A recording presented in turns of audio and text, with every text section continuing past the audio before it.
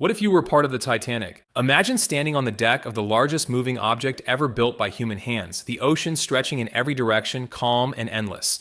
It's April 14th, 1912. You're 4 days into a voyage that's supposed to end in New York. The air is freezing, but the mood on board is anything but. This ship was called Unsinkable. Tonight, you're about to find out exactly what that word was worth. Let's start with the ship itself, because the scale of it is almost impossible to picture today. The Titanic was over 880 feet long, roughly the length of 4 football fields. It weighed more than 46,000 tons. It had 16 watertight compartments, a design so advanced that newspapers at the time genuinely reported it couldn't sink. You're not on some rickety wooden vessel. You're on what many consider the most advanced machine humanity had ever built. If you're a first-class passenger, your world right now looks like a floating palace. Marble staircases, a heated swimming pool, a gymnasium, 5-course dinners served on fine china. But if you're in third class, your experience is almost a different ship entirely. Small shared cabins below deck, simple meals, and a very different set of exits.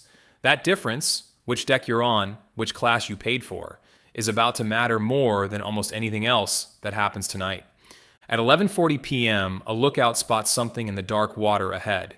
Not a light, not a shape, just a slightly darker patch against the night sky. It's an iceberg, and by the time it's identified, it's far too close. The order comes to turn hard, but a ship this size doesn't turn like a car. It takes time, momentum, distance the Titanic simply doesn't have. The iceberg scrapes along the starboard side, below the waterline, out of sight of almost everyone on board. Here's the part most people get wrong. There's no dramatic explosion, no violent collision. Most passengers barely feel anything at all, just a faint shudder, like the ship grazed something. Many go back to sleep, some keep playing cards. If you were there, you likely wouldn't have known anything was seriously wrong for the better part of an hour. But below decks, the crew already knows the truth. The iceberg didn't puncture one compartment. It tore a gash across 5 of them, maybe 6. And here's the design flaw nobody talks about enough. Those watertight compartments weren't sealed at the top. Water filling one can spill over into the next, like ice cube trays stacked in a row. The ship was built to survive 4 compartments flooding, not 5. Within minutes of the collision, the ship's wireless operators are already at work. This is one of the first maritime disasters in history where radio plays a central role. The distress signal goes out again and again, giving the ship's position, its condition, its desperation.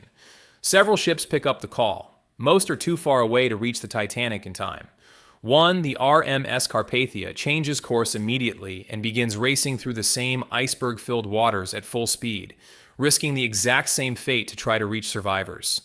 By 12:15 a.m., word starts spreading. Crew members begin waking passengers, calmly at first, urging them toward the lifeboats. If you're in first class, your cabin is close to the boat deck. You have time, information, and a straightforward path upward. If you're in third class, you're several decks down in a maze of narrow corridors, some of which were gated to comply with immigration laws of the time. Finding your way up in the dark through unfamiliar hallways while the floor is subtly tilting beneath you is a completely different kind of terrifying. Now here's the number that defines everything that happens next. The Titanic carried only 20 lifeboats. Combined, they had a capacity of about 1,178 people. There were over 2,200 people on board. Even if every single lifeboat had launched completely full, more than 1,000 people would have had nowhere to go. And several boats didn't launch full. Some left the ship carrying half their capacity, because crew members weren't certain the davits, the mechanical arms lowering the boats, could handle the full weight without failing. If you're a woman or a child, especially in first or second class, your odds tonight are dramatically better. Women and children first wasn't just a phrase, it was enforced, sometimes at gunpoint, on certain sections of the deck.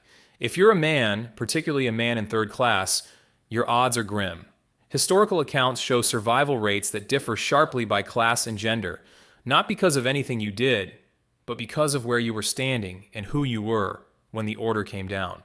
As the ship's tilt grows more severe, passengers report something strange. The ship's band, still playing music on deck, even as the situation becomes undeniable. Whether this was meant to calm the crowd or simply give people something familiar to hold on to, accounts agree the musicians kept playing almost until the very end. It's one of the details that has stuck in public memory for over a century. a small act of composure in the middle of something no one on board had a way to fully process. By 2 a.m., the front of the ship is fully submerged. The angle of the deck grows steeper by the minute. Deck chairs, unsecured items, and eventually people begin sliding forward. The ship's structure, never designed to hang at this angle with this much weight, starts to fail. Survivors would later describe a sound like the ship groaning from the inside, metal twisting under stress it was never built to handle. At 2:20 a.m., the Titanic breaks in two. The stern section, momentarily buoyant, rises briefly before flooding and following the bow down into the black water below. The ship sinks in waters roughly 2.5 miles deep, deep enough that the wreck wouldn't be found for over 70 years. If you're one of the roughly 1,500 people left in the water rather than in a lifeboat, this is where the true horror of the night begins. The water temperature is close to 28 degrees Fahrenheit. Survival experts estimate a person could last somewhere between 15 and 30 minutes in water that cold before hypothermia becomes fatal. It's not the drowning that kills most people tonight, it's the cold, working faster than any rescue possibly could. Nearby lifeboats, some only partially filled, largely don't go back for survivors in the water. Passengers later testified to hearing the cries fade, minute by minute, as the cold did its work. Only one boat turned back, and it pulled just a handful of people from the water, most already too far gone. Rescue finally arrives around 4 a.m. when the RMS Carpathia reaches the lifeboats, roughly an hour and 40 minutes after the Titanic disappeared beneath the surface.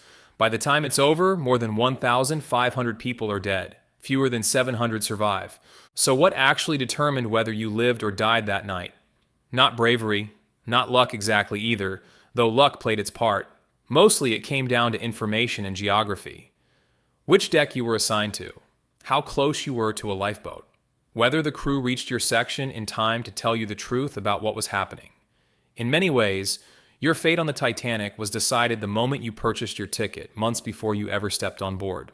For over 70 years, the wreck sat undiscovered 2.5 miles down in complete darkness. It wasn't until 1985 that a joint American and French expedition finally located it, using deep-sea sonar and remote cameras. What they found confirmed what survivors had described decades earlier. The ship really had broken in two, exactly as witnesses said, at a time when many historians doubted that detail entirely. The wreck itself has since become a slow, ongoing casualty of the ocean. Metal-eating bacteria are gradually consuming the hull, and researchers estimate it may eventually collapse into the seabed entirely within the coming decades. The Titanic disaster changed maritime law forever. New regulations required enough lifeboats for every person on a ship, 24-hour radio watch, and international ice patrols in the North Atlantic that still operate today. Every safety rule that feels obvious now on modern cruise ships exists because of what happened in those 2 hours and 40 minutes. We like to imagine disasters as sudden, chaotic events with no warning. But the Titanic sank slowly enough that almost everyone on board had time to understand exactly what was happening to them. That's what makes it different from almost any other tragedy in history. It wasn't the not knowing that made that night so devastating. It was knowing exactly what was coming and having no way to stop it.